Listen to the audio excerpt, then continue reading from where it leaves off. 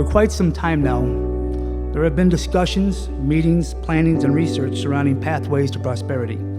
This is an initiative to provide educational training opportunities for students who want to pursue 2- and 4-year degrees, as well as job-ready training in our 3 focus areas of manufacturing, information technology, and health occupation services.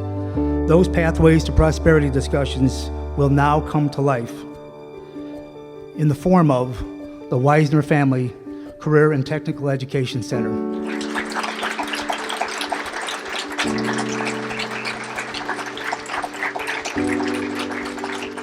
We're so pleased that 129 had the foresight to move in that direction.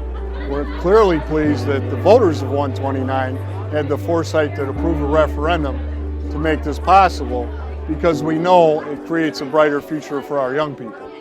And having this center named after the Weisner family was a shock, but absolutely just a wonderful honor. And I think it couldn't be a greater honor, because there's no single project that I've dealt with as mayor that is more important to me than making sure that our kids have opportunity.